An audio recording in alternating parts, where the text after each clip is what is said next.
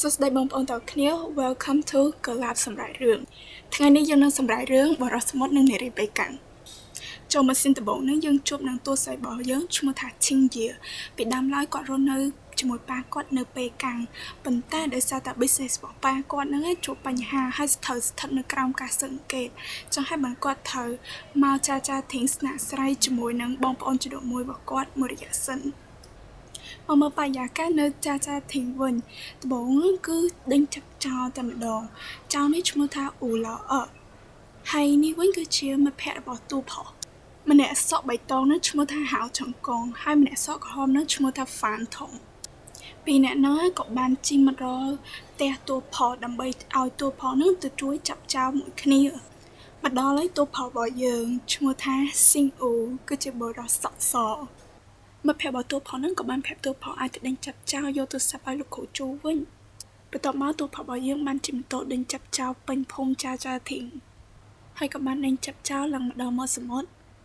ក៏ប្រាប់ឲ្យចោលហ្នឹងដកទូរស័ព្ទមកមានណាគឺថាដកចេញពីកប៉ៅ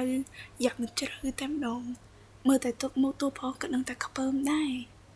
ទូផខូចក៏ឲ្យមិត្តភក្តិទាំងពីរហ្នឹងយកទូរស័ព្ទវិញប៉ុន្តែក៏មើលទឹកមុខគឺខ្ពើមរាមតែម្ដង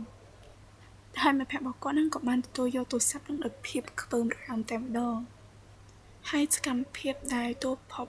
ត់បង្ខំឲ្យចោលឲ្យទូរស័ព្ទមកវិញហ្នឹងគឺត្រូវបានឃើញដោយទូស័យទាំងអស់ដោយសារតែលេខារបស់ប៉ាទូស័យហ្នឹងគាត់នឹងវិញផ្លូវក៏បានចុះទៅសួរស៊ីងអ៊ូថាតើផ្លូវណាទៅកាន់ចាធីងបន្ទាប់ពីស៊ីងអ៊ូប្រាប់ផ្លូវហើយគាត់ក៏បានបើកឡានចេញទៅនេះគឺជាលើកទី1ដែលទូផហើយទូស័យយើងបានជួបគ្នាប៉ុន្តែទូស័យយើងអត់សូវចូលចិត្តទូផហើយនឹងមកភ័ក្ររបស់គាត់ទេព្រោះមើលទៅឡើងជើងកាងប៉ុន្តែទូស័យយើងគឺអត់ទាន់ដឹងទេថាបងប្អូនជីដូនមួយរបស់គាត់ហ្នឹងគឺជាស៊ីងអ៊ូហ្នឹង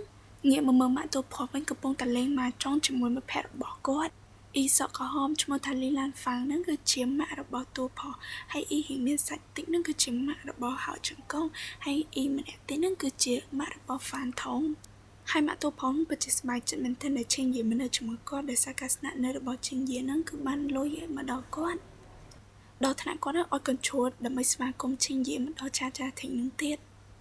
ធ្វើមិនទេបើទូស័យនឹងឲ្យលុយអ៊ីលីឡានហ្វាំងនឹងឡើងដល់ 50,000 យ៉ែនហ្នឹងចឹងសុំលើតិចទៅសុំឲ្យកញ្ជួតទេណាចាគឺអ្នកទាំងគ្នាអាចមើលបានគាត់ថាឈិងយាមកដល់សៀនតោដែលជាកន្លែងរស់នៅថ្មីរបស់នាងហ្នឹងគឺថាមនុស្សមើលឡើងពេញតែម្ដង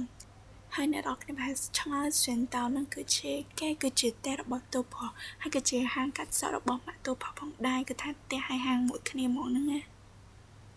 ហើយអ្នកទាំងគ្នាប្រកាសជាឆ្ងល់ហើយត្រូវអត់ថាពីអ្នកនឹងបងប្អូនជីដូនមួយគ្នាសោះហើយមិនទៅឆ្លាញ់គ្នាអីណាណៃនេះគឺពិតមែនទេអ្នកទាំងគ្នាគឺម៉ាក់របស់តួផហ្នឹងគឺជាប្អូនស្រីចិញ្ចឹមរបស់ម៉ាក់តួស្រីចឹងហើយយើងកុំនាំគ្នាឆ្ងល់ទៀត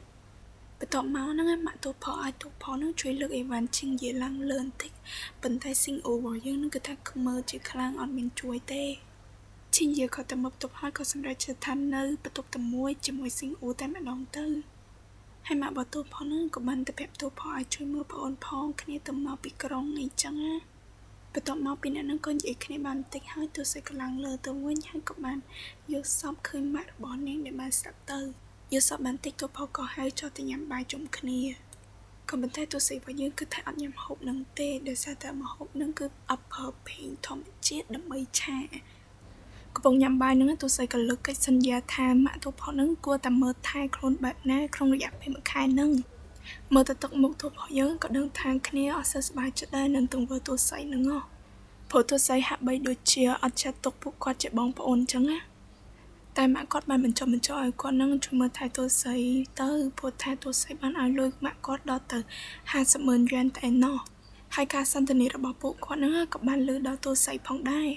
ញ៉ាំបាយរួចតួផហ្នឹងក៏បានទៅជួបលោកយាយរបស់ខ្លួននៅក្នុងបន្ទប់សួរសុខទុក្ខលោកយាយរបស់ខ្លួនហ្នឹងបន្ទាប់បានបាត់ផងក៏ដាច់ភ្លើងបាត់តួផគាត់ទៅដាច់ភ្លើងភ្លាមហ្នឹងគឺថារត់ទៅរកតួស័យតែម្ដងខ្លាចគ្នាភ័យខ្លាចអីចឹងណា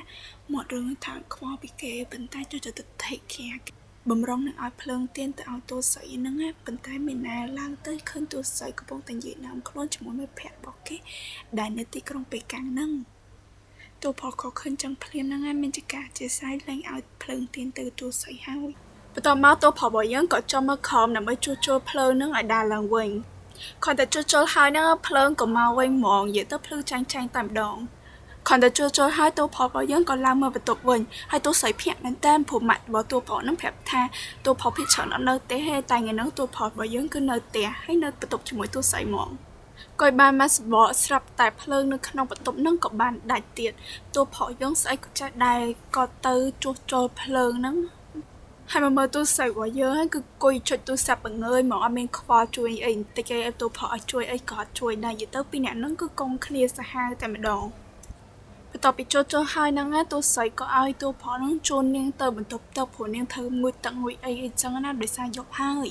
ពេលមកដល់បន្ទប់ទឹកហ្នឹងតួស្រីគឺថាគាំងម្ដងទៀតហើយដោយសារតែគ្នាថប់តែនៅក្នុងវិឡាហើយបន្ទប់ទឹកគេគឺដាច់ដライប៉ុន្តែបន្ទប់ទឹកនៅចាធីនេះគឺថាប្រើរួមគ្នាតែម្ដងនិយាយទៅមិនតែប្រើរួមគ្នាចឹងចាហើយបន្ទប់ទឹកគឺអត់ស្អាតទៀតចឹងទៅតួស្រីរបស់យើងគឺជាមានចការភ័យហើយភ្ញាក់ផ្អើលយ៉ាងខ្លាំងដោយអ្នកទាំងអស់គ្នាបានឃើញអញ្ចឹងគឺទ្វារបន្ទប់ទឹកហ្នឹងគឺមានប្រហោងចំហមួយហើយស្របពេលដែលតួស្រីកំពុងមុជទឹកហ្នឹងមានមនុស្សផងម្នាក់បានចូលមកលួចមើលតាមអាប្រហោងហ្នឹងហើយស្របពេលនឹងដែរគឺតួស្រីគឺស្រែកយកតែម្ដងប៉ុន្តែតួស្រីយើងមិនស្រែកដោយសារតែដឹងថាមានគេលួចមើលណាគឺថាដោយសារតែកលាតធំពេកក៏ស្រែកប្រាប់ស៊ីងអ៊ូមកឲ្យជួយមើលចាប់កលាតអីចឹងណាហើយភាពរបស់យើងគឺចប់នៅត្រឹមនេះឯង